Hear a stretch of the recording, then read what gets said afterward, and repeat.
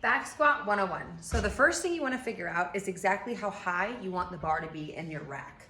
One of the greatest ways to do that is to walk up to the bar with a normal stance, and if it hits you right about mid-chest, it's in the right spot. So again, it would look like this. Walking up to that bar, if it hits you in the mid-chest, you're probably in the right spot. Really important to make sure that you're not taking the bar out of the rack by tippy-toeing it out. And you also don't want to be doing like a half a rep to get it out of the rack. When you stand up under that bar, you want to be moving about 2 to 4 inches to clear that J cup, that little ledge that you've got on your bar, okay? The second thing is figuring out where to put your hands. This can get a little bit complicated, but one of just the general rule of thumb, a great place to start is that little spot where the rough meets the smooth on the bar. I want you to go put both thumbs there and go thumbs width apart and then grab the bar. Okay, so about thumbs width away from where the rough meets the smooth and grab there. That is like a pretty neutral position for your hands. When you pick your hand position, grab that bar and squeeze it. Okay, last thing you want to be doing is opening and closing your hand as you're setting up. So if you're setting up for your squat and you are opening and closing your hand, right? And you open and close and your hand goes crooked, then your body goes crooked, now the bar is crooked. Okay, so once you pick your spot on that bar, grab it, squeeze it, and then you're gonna walk your body under the bar. So, walking under the bar. You wanna make sure that you get your body all the way under that bar before you unrack. Where you put the bar on your back also can get kind of complicated. Some people may have heard this, may have not, but there's high bar, mid bar, and low bar. Most people start mid bar just because that's a great place to figure out how we're feeling under the bar. So what is mid bar? See this little indent? I for some reason have an indent in my AC joint. This is your AC joint, and this is your rear delt.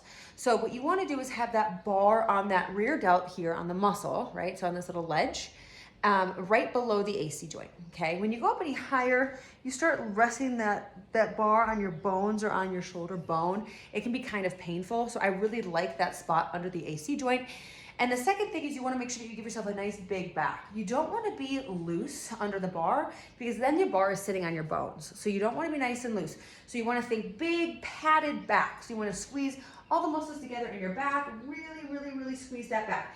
If I were to come up to you and touch you and poke you in the back and say, flex this, I want you to envision that I'm walking up to you and poking you in the back and say, flex this. So you want to flex that upper back as hard as you can, and then get that bar down on right below that AC joint and get that bar into your back.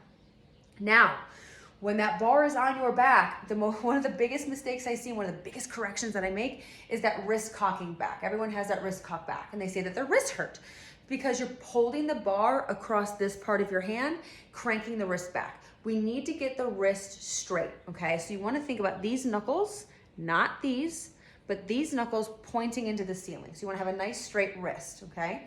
So this bad, this is good. Our elbows also wanna be under the bar, under your wrist. So the elbow under the wrist, under the bar, okay? And hips come with you, and that's how you stand up out of the rack.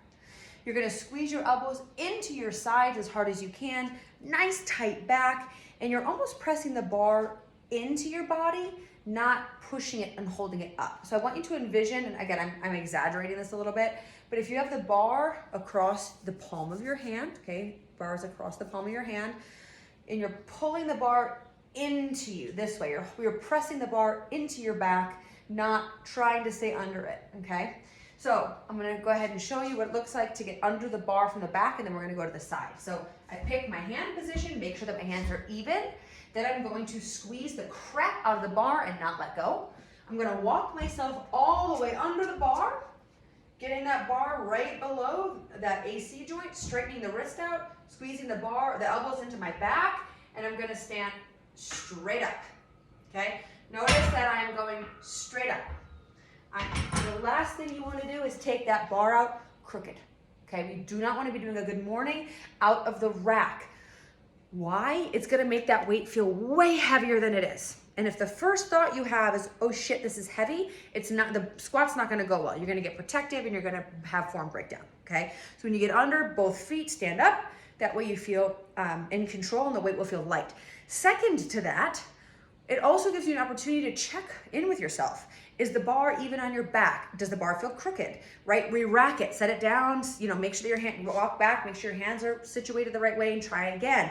Make sure your bar is loaded the right way. If your bar is misloaded, it'll be crooked. So it's also an opportunity when you stand up under that bar to make sure that things are situated the right way. So make sure that you are standing up all the way under that bar, and I'm gonna give you a nice side view here as well. So I pick my hand position, squeeze the bar. I'm gonna walk all the way under the bar, hips under, elbows into my body, bar is in the AC joint, wrist is straight, stand up.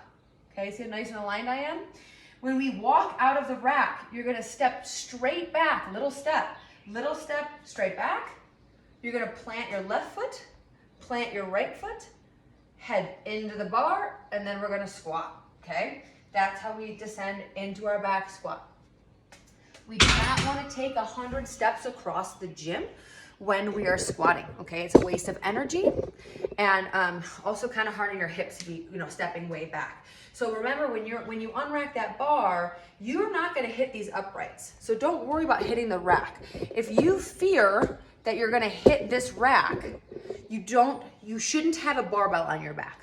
Okay, I know that sounds a little like tough love, but if we're unracking this bar, let's say you're here, we're unracking it, bam, and you take a step out, and you think you're gonna hit the uprights, let's just put it this way. If I were to hit the uprights, that means I'm squatting like this. I'm too novice to have a barbell on my back, okay? That's never gonna end well for anybody. Okay, you're never gonna lean that far forward. So you don't have to have this much space between you and the rack, okay? Just take a small step out. So you're gonna go straight back, to the right, to the left, situate your feet, breathe, brace, pull your lats in, and then you're gonna squat. You're gonna hold your lats, hold your lats, hold your lats, straight wrist, hold your lats all the way up. Okay, we don't wanna be shoving that bar into our neck, letting the elbow fly back, putting the bar into our neck. Okay, you wanna be constantly pulling everything down and in, okay, nice and tight with that torso. Remember when we did our breathing and bracing, we talked about pushing that kettlebell out, and again, about bringing that elbow down to our sides and pushing that kettlebell out, right? That was part of our bracing. So when you did that drill on the ground, we're pushing our core out, bringing our elbow down, that lat is coming into contact with our core. So as we're squatting with that bar, nice straight wrist, elbows into your sides, core is engaged. That is how we're squatting, pulling that bar over, keeping that bar engaged with our back, okay? If you're flopping your elbows out, or your bar isn't part of your body, you're disconnected. We need to be connected to our body and connected to our bar. As you're squatting, if that bar is too high on your neck, it's gonna pull you forward in your squat, okay? So if you're coming down, hold on, grab a PVC pipe. So if you're coming down in your squat and you feel like it's taking you forward, right? You're here, turning your bar like into this, that bar is too high on your neck. You have to drop it down, pulling the bar into your body, squeezing your elbows into your sides, tucking your pelvis, having a nice core brace. That way when we come down, you're able to keep your chest up, right? So I'm coming down and I'm pushing through my midfoot. My chest is nice and upright. I don't have a bunch of weight pulling me forward.